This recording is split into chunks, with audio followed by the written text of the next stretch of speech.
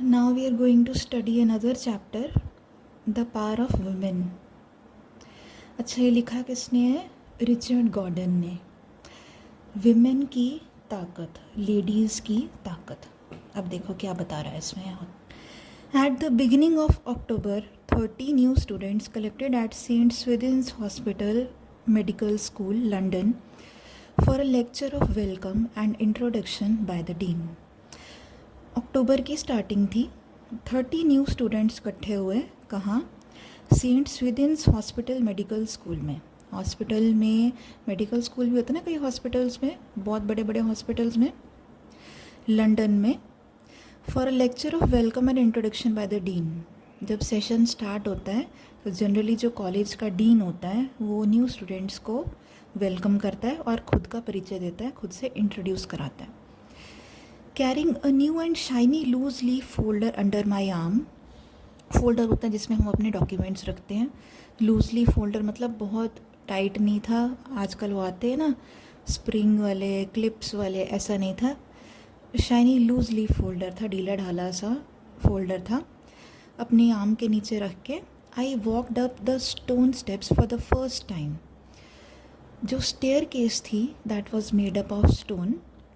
He walked up for the first time into the dingy small entrance hall. Dingy होता है dark, जिसमें कई बार गंदगी से भी हम रिलेट करते हैं डिंजी को। थोड़ा गंदा, थोड़ा डार्क, स्मॉल एंट्रेंस हॉल में वो सीढ़ियाँ चढ़ के एंट्रेंस हॉल में पहुँच गया। A hand on the wall pointed upwards. वहाँ पे एक एरो लगा था ऊपर की ओर, अपवर्ड पॉइंट किया उसने। टू द लेक्चर थिएटर, जाना उसने लेक्चर थिएटर था। The way was by a thin iron spiral staircase that ended in darkness. और जो रास्ता था ऐसी स्पाइरल सीढ़ियाँ बनी हुई थी, ऐसी सीढ़ियाँ होती ना, सीढ़ियों से होकर रास्ता ऊपर को जा रहा था। That ended in darkness, और ऊपर सारा अंधेरा था। I mounted it. Mounted का मतलब चढ़ना। उसने सीढ़ियाँ चढ़ी। And found myself against a dull brown door attached to a spring that creaked violently as it opened. सीढ़ियाँ चढ़ के उसने अपने आप को कहाँ पाया?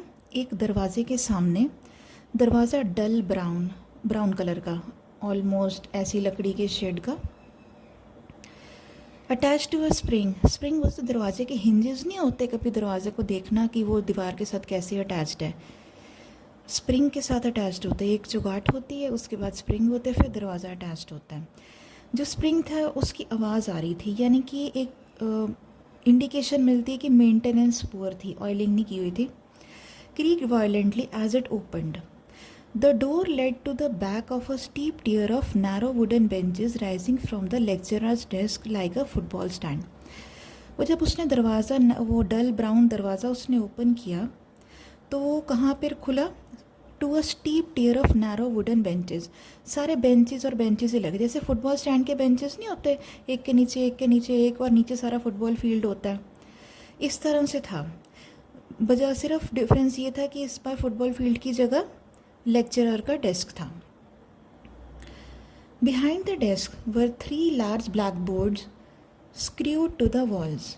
और जो लेक्चरर का डेस्क था उसके पीछे 3 ब्लैक बोर्ड्स लगे थे, दीवार के साथ लगे हुए। I sat down shyly at the extreme end of the last row of the benches. वो सबसे आखिरी रो में, ये होता है ना, फर्स्ट रो हम एंट्रेंस से नहीं गिनते, फर्स्ट रो हम उस वहाँ से गिनते हैं जहाँ पर शो या फिर कोई लेक्चर डिलीवर हो रहा है। तो फर्स्ट रो होगी next to the lecturer's desk. तो लास्ट कौन सी हो गई? Quite next to the exit. तो वो एग्जिट वाली रो में एक्सट्रीम एंड में लास्ट में जाके बैठ गया। Most of the new students had already arrived and had scattered themselves here and there in the tier of seats. काफ़ी students उससे पहले आ चुके थे and अपनी seats ले चुके थे. A few seemed to know one another and were conversing softly among themselves. कुछ लोग एक दूसरे को जानते थे और आपस में softly बात कर रहे थे. The rest were isolated and silent and looked blankly at the blackboards ahead of them. और कुछ जो बिल्कुल ही नहीं जानते थे किसी को, वो अकेले अकेले बैठे थे, चुप करके बैठे थे, और ब्लैक बोर्ड्स उनके जो सामने थे, यानी कि जो लेक्चरर्स बेंच के पीछे जो ब्लैक बोर्ड लगा था उसको देख रहे थे। Like a congregation in a church waiting for the service.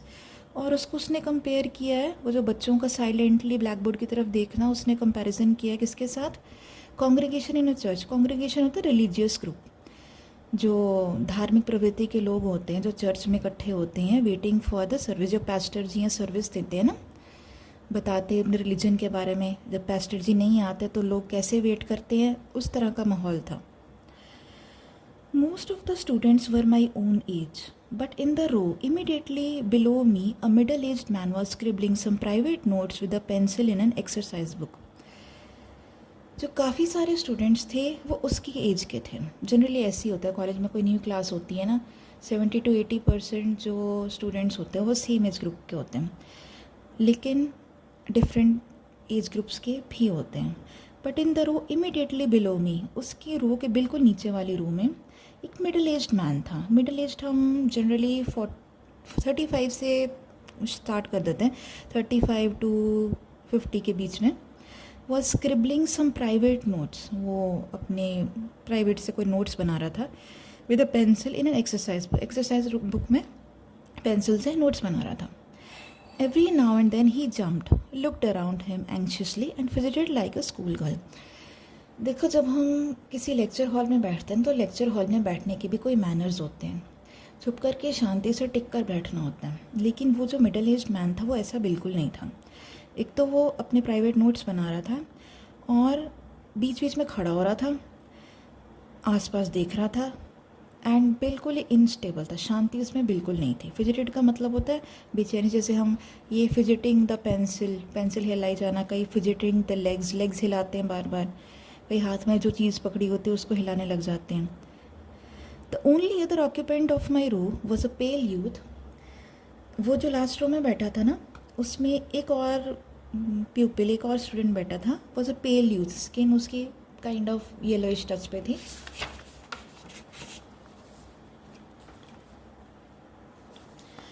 With untidy ginger hair. Ginger hair होता है, एक होता है ना ब्लॉन्ड हेयर जो येलो येलो से बाहर होता है, ब्लीच जैसे।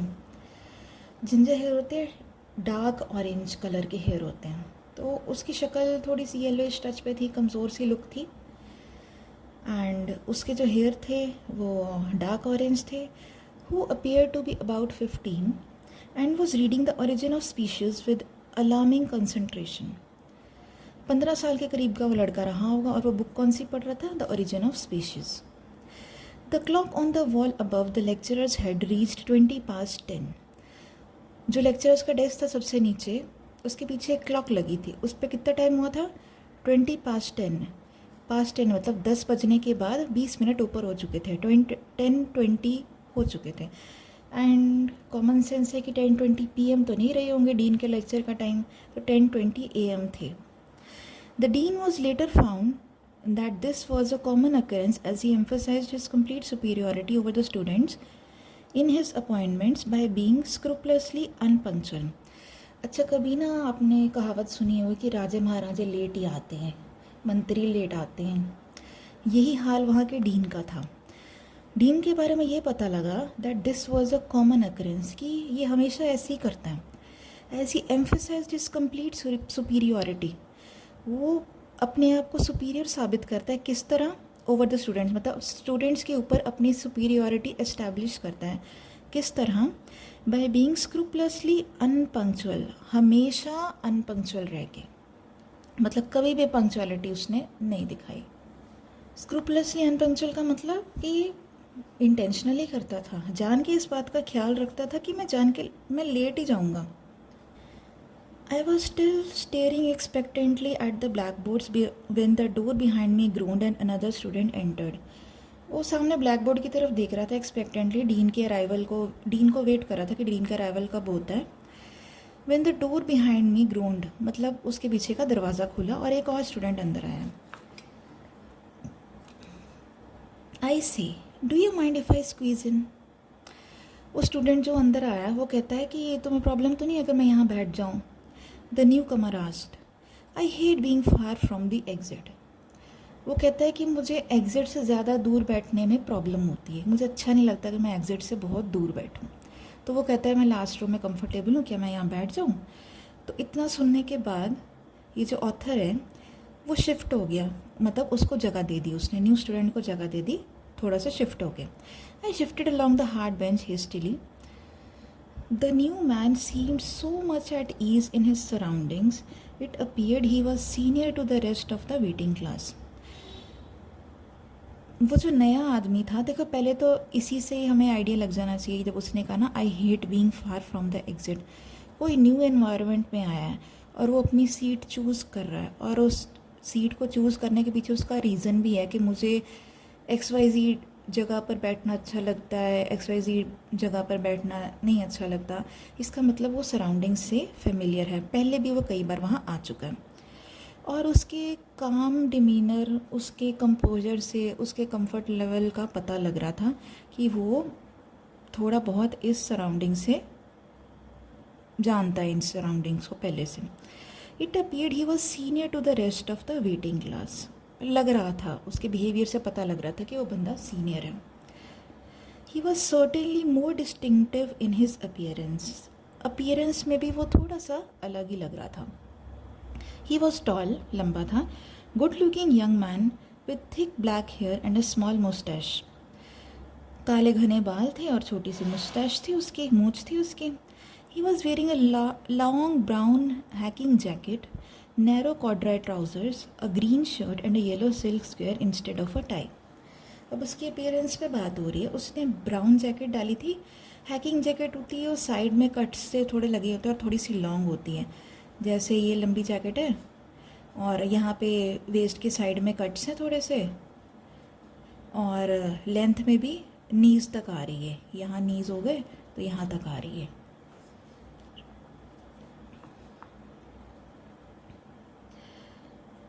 नैरो कॉर्डराय ट्राउज़र्स मतलब खुली पजामी या खुला लोअर नहीं डाला था. नैरो कॉर्डराय एक तरह का कपड़ा होता है, थोड़ा थिक और थोड़ा लाइंस वाला उभरा हुआ. ग्रीन कलर की शर्ट डाली थी और टाई नहीं डाली थी. येलो सिल्क का स्क्वेयर.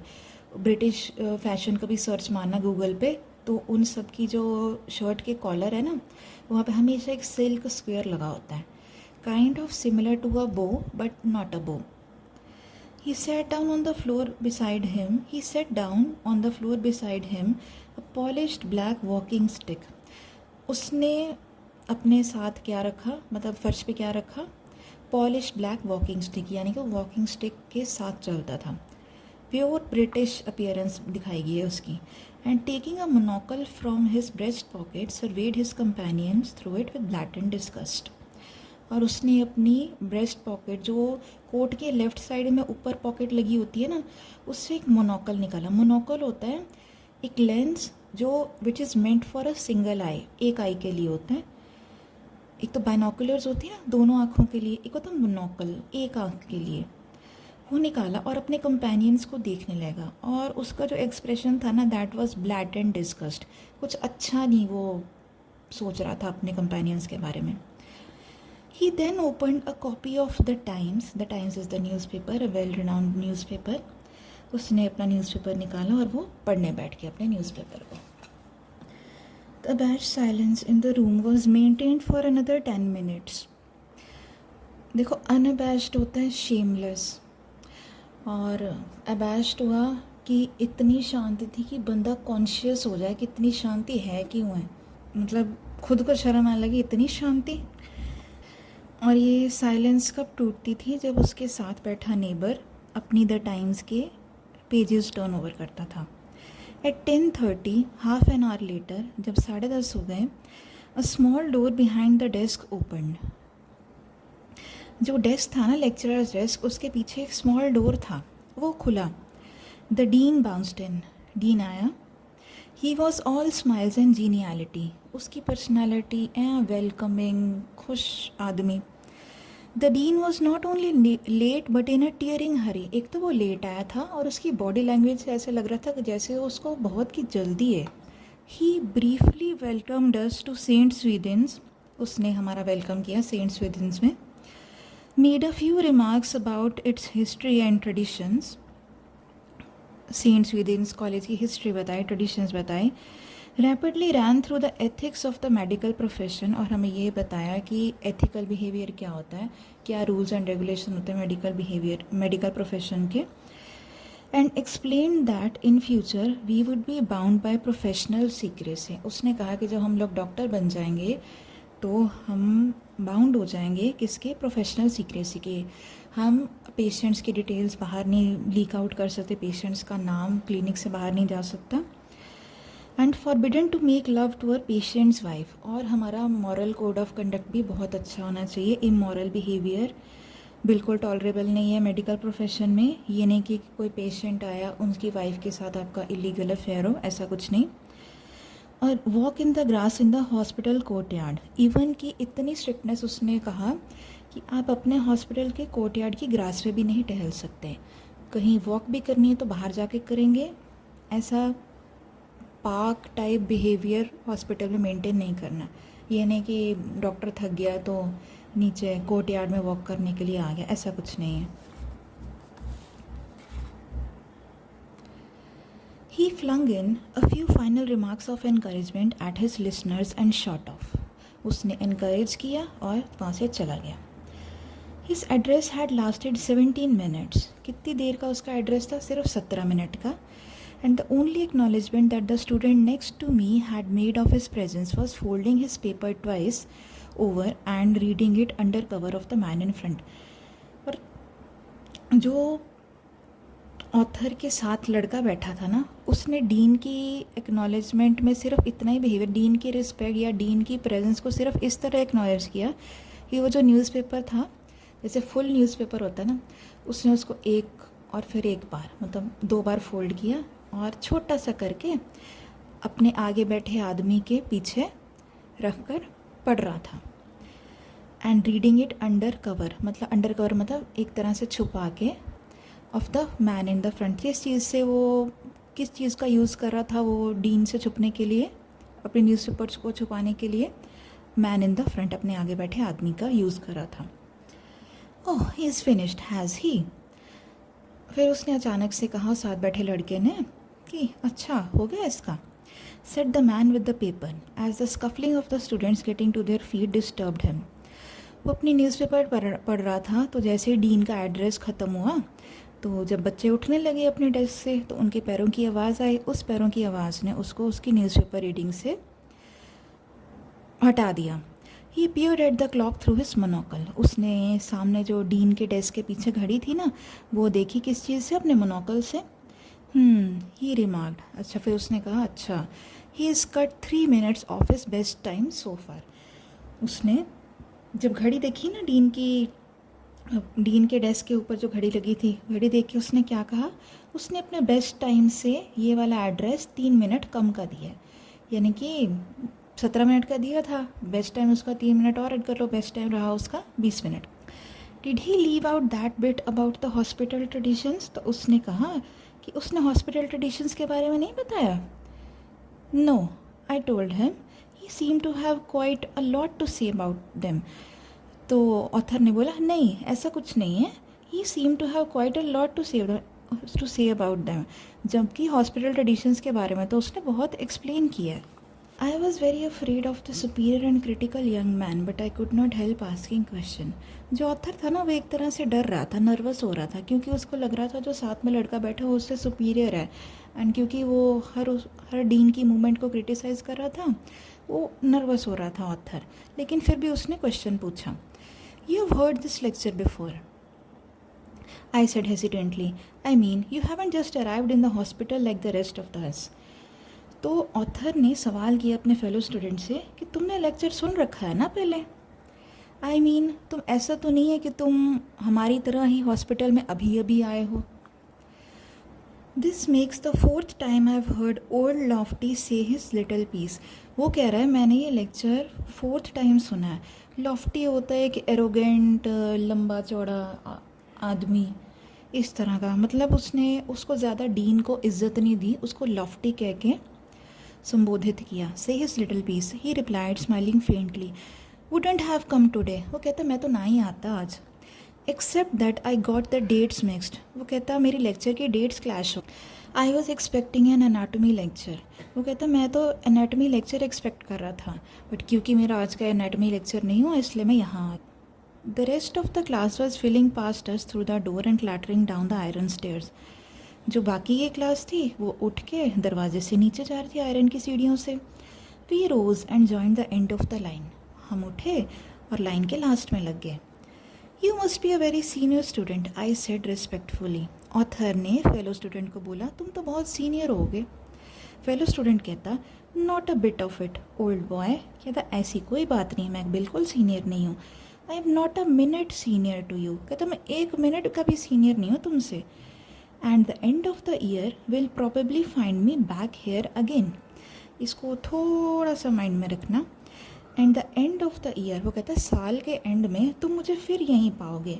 ये फेलो स्टूडेंट की मैंटेलिटी शो कर रहा है कि वो अपने फ्यूचर को लेके के खुद को कहाँ देखता है।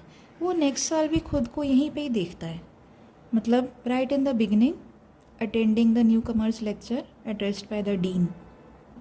But surely, I said from behind him as we descended the stair. सीढ़ियाँ उतरते उतरते ऑथर ने कहा है, but surely if you have 4 years study to your credit. वो कहता है तुम तो 4 साल पढ़े हो, तुम्हारी क्रेडिट हिस्ट्री में तो 4 साल की स्टडी जुड़ चुकी है। तो ही लाफ्ड। फेलो स्टूडेंट हंसा ये बात सुनकर। The ingenuousness of youth. Ingenuousness होता है कच्चापन या फिर इनोसेंस। वो कहता, you are so young and you are so innocent. 4 years study और at least 4 years spasmodic attendance at the medical school is of no significance। वो कह रहे 4 साल की पढ़ाई, या फिर तुम ये ऐसे कह लो कि 4 साल की स्पैस्मोडिक अटेंडेंस, मतलब रुक रुक के कभी कभी आना, अटेंडेंस लगाना मेडिकल स्कूल में इज़ ऑफ नो सिग्निफिकेंस, किसी काम का नहीं है। Exams my dear old boy, exams. वो कहता all that matters is exams, he explain forcibly. You will find they control your progress through hospital like the signals on a railway line. वो कहता है एग्ज़ाम्स इस तरह से तुम्हारी progress को कंट्रोल करते हैं जैसे जो सिग्नल्स होते हैं रेलवे लाइन के। जैसे ग्रीन सिग्नल से रेल आगे जाती है, रेड से रुक जाती है, इस तरह से जो एग्ज़ाम है they are just like signals of a railway line. You can't go on to the next section if they are against you. If you haven't cleared one exam, you can't go to another section. I have come down in my anatomy 4 times now. वो कह रहा है मैं अपनी anatomy में 4 बार fail हो चुका हूँ। I condoled him over with his quadruple misfortune. 4 bar fail होने पर मैंने उसको दिलासा दिया। Don't sympathize old boy. वो कहता है मेरे से दया भावना मत रखो। I appreciated but it's wasted. वो कहता है मैं तुम्हारे कंडोलेंसेस को अप्रिशिएट करता हूँ लेकिन ये किसी काम के नहीं है। All my failures were achieved with careful forethought. जो मेरे फेलियर है ना, ये मैंने प्लानिंग से अचीव किए हैं, बहुत सोच समझ के मैंने ये फेलियर अचीव किए हैं। As a matter of fact it's much more difficult to fail in examination skilfully than to pass the damn thing. वो कहता है एक एग्ज़ाम में फ़ेल होना और भी डिफ़िकल्ट है पास होने से ज़्यादा। एग्ज़ाम में स्किलफुली फ़ेल होना ज़्यादा डिफ़िकल्ट है बजाय कि पास होना, क्योंकि पास होने में कई बार ग्रेस मार्किंग्स वगैरह भी हो जाती हैं, और जब हमें सब कुछ आता हो और हमें फ़ेल होना हो उसके लिए ज़्यादा मेंटल एनर्जी लगती है, ज़्यादा स्किल्स लगती हैं। Why do you fail your examinations और पर्पस। ऑथर बोलता है तुम जानबूझ के क्यों फेल होते हो। He looked inscrutable. जो फेलो स्टूडेंट है उसकी समझ मुझे नहीं आ रही थी। इनस्क्रूटेबल होता है जिस बंदे की समझ ना आ पाए आपको।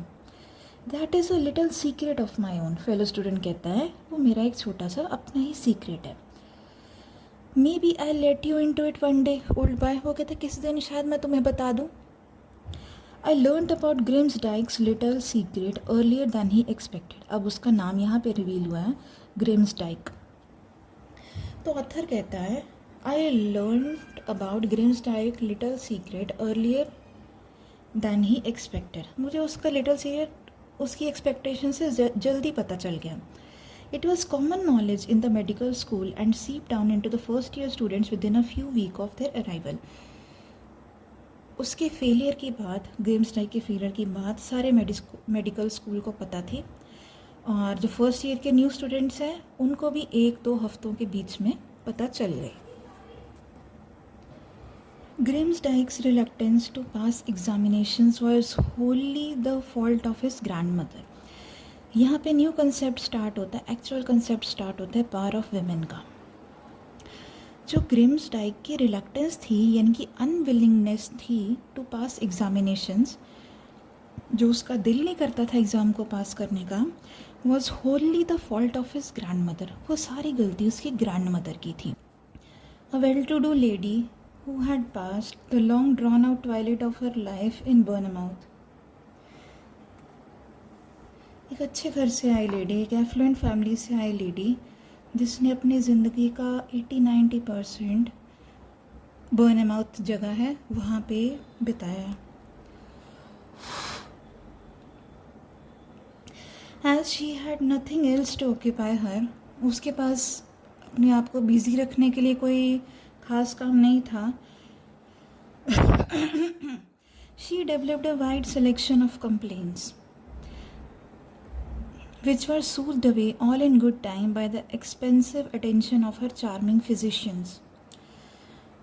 उसको कभी ना शिकायत देने लगी कि कभी मेरा ये दर्द कर रहा है, कभी मुझे इसकी शिकायत है, मतलब फिज़िकल एलिमेंट्स की उसको प्रॉब्लम रहने लगी, जो कि अच्छे भले टाइम में ठीक करती गई। किससे? काफ़ी पैसे लगे, expensive attention of her charming physicians से, जो मेडिकल प्रैक्टिशनर्स थे। उसने उसकी दादी की एलिमेंट्स ठीक कर दी। Her regard for the medical profession mounted with each indisposition and was tempered only with the regret that she had not a single medical gentleman in her own family. जो उनकी ग्रैंड मदर, ग्रिम्सडाइक की grand mother के मन में respect थी ना for medical professionals, वो बढ़ती गई जैसे जैसे उसकी एलिमेंट्स ठीक होती गई ना। And was tempered only with the regret, और जो वो रिस्पेक्ट थी ना उस पर उसको तंगी सिर्फ इसी बात की आती थी कि मेरे घर में कोई, मेरी फैमिली में कोई मेडिकल जेंटलमैन क्यों नहीं है। The only person who could have rectified that omission was young ग्रिम्सडाइक।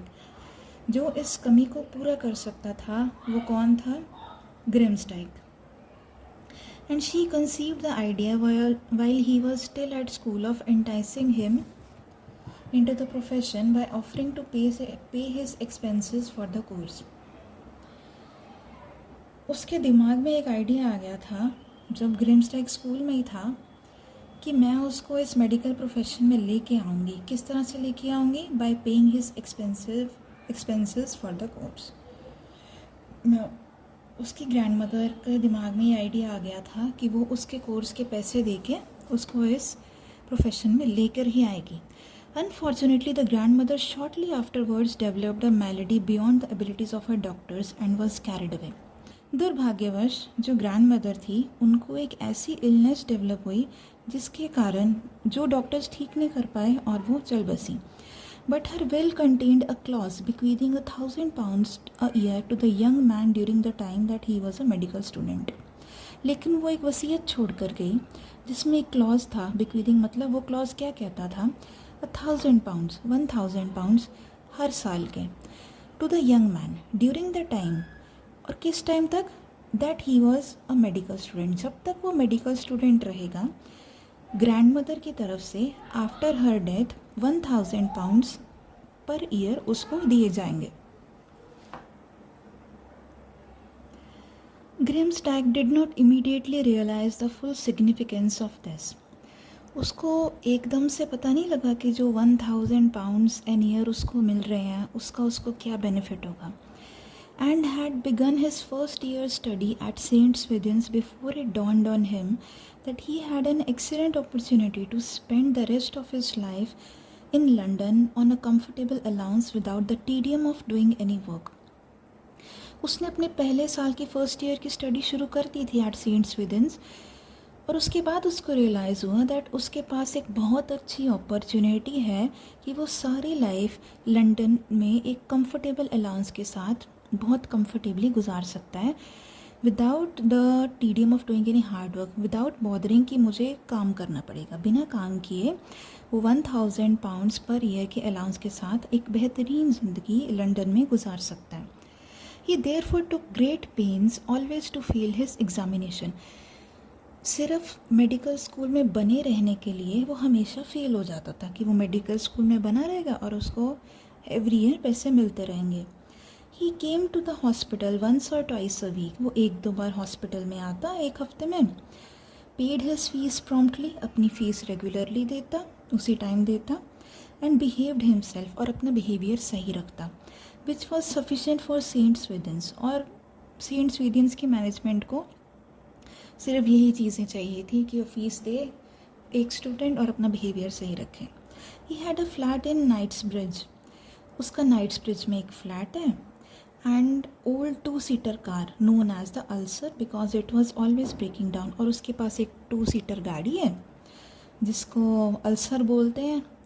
Ulcer क्योंकि वो हमेशा टूटी फूटी रहती है, ख़राब होती रहती है बार बार। A large number of friend, उसके बहुत सारे दोस्त बन चुके हैं। And plenty of spare time, और उसके पास काफ़ी फ्री टाइम है क्योंकि ना तो उसको प्रैक्टिस करनी है ना उसको पढ़ना है। About the time that I joined the medical school Grimsdyke spacious days became limited. वो ऑथर कहता है जब मैंने मेडिकल स्कूल ज्वाइन किया तो ग्रिम्सडाइक के जो फ्री डेज़ है ना, जिसमें वो कुछ नहीं करता, कोई नहीं पढ़ता, वो थोड़े ही रह गए थे, लिमिटेड हो गए थे वो days. He had fallen in love with a girl and proposed to her, but she was a shrewd young woman. उसको एक लड़की से प्यार हो गया था और ग्रिम्सडाइक ने उस लड़की को प्रपोज कर दिया था, बट वो जो लेडी थी शी वॉज अ कनिंग, बहुत चालाक औरत थी। And not only discovered the secret of his existence but refuse to accept him unless he altered it. जिस लेडी को ग्रिम्सडाइक ने प्रपोज किया था उसको इसका सीक्रेट पता। An embryo doctor, yes, Grimsdyke would explain sadly, but a chronic hanger-on on a medical school? No. An embryo doctor. एम्ब्रो क्या होता है? ग्रुप ऑफ सेल्स जिसमें पोटेंशियल है बच्चा बनने का, लेकिन अभी बच्चा पूरा बना नहीं है। तो एम्ब्रियो डॉक्टर क्या हुआ? A person who has a potential to become a doctor, जो पर्सन बहुत जल्दी एक डॉक्टर बन जाएगा लेकिन अभी वो डॉक्टर नहीं है। तो ग्रिम्सडाइक अब क्या बोलता है कि I am an embryo doctor, मैं वो पर्सन हूँ जो अभी डॉक्टर बना नहीं है लेकिन बहुत जल्दी डॉक्टर बन जाऊँगा। ग्रिम्सडाइक एक्सप्लेन करता है उदासी के साथ, लेकिन वो साथ में ये भी कहता है but a chronic hanger on in a medical school? No. वो कहता है अब मैं ज़्यादा देर तक मेडिकल स्कूल में एक हैंगर की तरह लटकता हुआ नहीं मिलूँगा। क्रॉनिक होता है जो बहुत पुराने समय से चला आ रहा है। हैंगर का मतलब एक तो कपड़े डालने वाला हैंगर जिससे कपड़े लटकते रहते हैं, ये सिंबॉलिज़म हो गया। एक हैंगर का मतलब होता है कि लंबे समय से उसी जगह पर पड़े रहना। मेडिकल स्कूल में वो कहता है मैं ज़्यादा देर तक अब पढ़ा नहीं रहूँगा। I was oblige to go out and buy some books. वो कहता है मैं बाहर गया, मुझे ऑब्लिगेशन हुई, मैंने ऑब्लाइज किया अपनी गर्लफ्रेंड की रिक्वेस्ट से, अपनी गर्लफ्रेंड की डिज़ायर को ऑब्लाइज किया और मैं गया और मैंने बाहर से सम बुक्स लाई, कुछ बुक्स लेकर आया।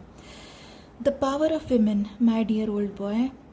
ग्रिम्सडाइक कहता है द पावर ऑफ विमेन, तुम नहीं जानते कि लेडीज़ की पावर क्या होती है। It is for them that main climb mountains. Ladies के लिए तो जो आदमी हैं वो माउंटेन्स तक क्लाइंब कर जाते हैं, मतलब ऐसी ऐसी इम्पॉसिबल चीज़ें कर जाते हैं तो शायद वो खुद के लिए नहीं करते। फाइट वॉर्स, लेडीज़ के लिए जो आदमी हैं वो लड़ाइयाँ भी लड़ जाते हैं, बैटल फील्ड में चले जाते हैं। गो टू वर्क, अपना परिवार पालने के लिए काम करते हैं। And such unpleasant things, and ये एक ह्यूमन टेंडेंसी है कि काम करना ज़्यादा लोगों को पसंद नहीं है। She must have had the personality of a Barbari slave master. Barbari slave होती है, एक पायरेट्स होते थे जो यूरोप के सीज़ पे अटैक करते थे और क्रिश्चियन यूरोपियंस को फोर्सफुली स्लेव ट्रेड में ले जाते थे। यानी कि ऐसे क्रूर लोगों के साथ कंपैरिजन किया ग्रिम्सडाइक की गर्लफ्रेंड का ऑथर ने। She must have had the personality of a Barbari slave. जब भी बारबरी लिखेंगे बी कैपिटल लिखेंगे क्योंकि प्लेस का नाम है। For he thenceforth applied himself to his studies as enthusiastically as anyone else in the hospital। क्योंकि उस लेडी से मिलने के बाद, अपनी गर्लफ्रेंड से मिलने के बाद उसने अपने आप को स्टडीज़ में झोंक दिया। ही अप्लाइड हिमसेल्फ टू स्टडीज़, और इतनी एंथुसियाज्म के साथ उसने पढ़ाई की, इतनी एनर्जी, इतने ऑप्टिमिज्म के साथ उसने पढ़ाई की जैसे कि बाकी लोग करते थे। तो यहाँ पे author power of women explain कर रहा है कि पहले उसकी ग्रैंडमदर की पावर थी जिससे वो ऐश करता था, जिससे वो लेजर लाइफस्टाइल लीड करता था, कोई काम नहीं करता था, उसकी कोई एम नहीं था उसकी लाइफ में, लेकिन वो फाइनेंशियली स्टेबल था।